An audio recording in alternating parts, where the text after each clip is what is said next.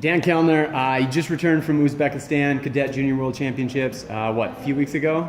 Yeah, it was, I think I've been back for about 2 weeks now.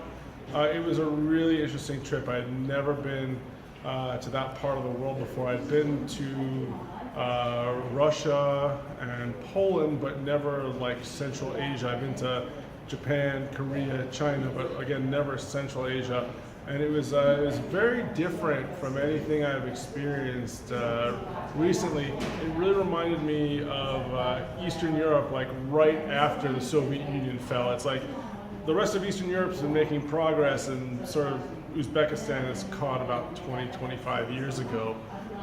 But it was a beautiful competition. They did a great job. It really helps the head of the FIE, Usmanov, Tashkent is his hometown. So he did a real great job putting on an amazing show, greasing the wheels when they needed to be greased. It was really easy to get in and out of the country, which is usually fairly hard. They had amazing organization in terms of security, buses. The championship itself looked like a senior world championship. They did a really, really great professional job. And you talk about like the professionalism and the seamlessness of everything relating to the tournament. Also, for those that follow you on Instagram, there were some amazing photos that you were able to capture yourself of all the sites and different things around the city. Yeah, we were able to walk around Tashkent and see the architecture and the buildings and the way the government presents themselves. We took a bullet train 2 hours south to Samarkand, which is an old treasure city on the Silk Road, and it's got architecture from the 1500s. It's all this mix of Asian and Arabic architecture. It's just really great to see some of the history of the world that you don't really get to see. And you see it in books, but not in real life. And so, with all those amazing sites you were able to see, what were some that really stood out to you?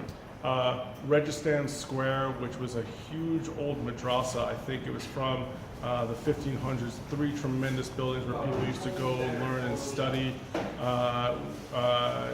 We saw the tomb of Tamerlane, where the last Central Asian conqueror is buried, and he had a huge empire that stretched from India right up that butted against the Ottoman Empire. He never got into Turkey, but just the last huge Central Asian empire. It was amazing. So one of the first things you said was how it seemed as though Uzbekistan, despite all the amazing things it had, it seems like it's maybe 10, 15, 20 years behind, right? Yeah, the Uzbekistani government has an interesting position. It's very hard to get money out of the government. It's very hard to get money out of the country. Foreign businesses have to make a deal with the country to get money out. So because of that, there's very little foreign investment, very few foreign companies. The foreign companies that they let in are the ones that the government wants to learn from, and those are the ones they make deals with. So, Eastern Europe loves its American fast food.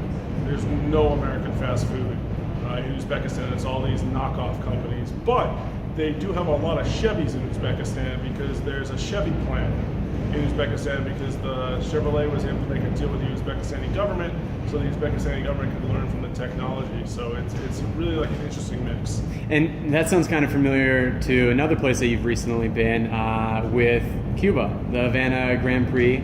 Yeah, I actually didn't go this year, but I've been, I think I've been 6 or 7 times in the past, and it's the same sort of thing but Cuba is a little different because there's no American investment, but they have European and Asian investors and Canadian investors. So there's private businesses or private companies that make deals with the government. I think it's much easier to make a deal with Cuba because they have a booming tourism industry. Here, if you get to Uzbekistan, there's some great things to see as a tourist. I think it's just hard to get to. Well, hopefully then any future championships kind of in that region will be similarly kind of managed and planned to allow such great experiences. So thank you for sharing. No worries, my pleasure. Thank you.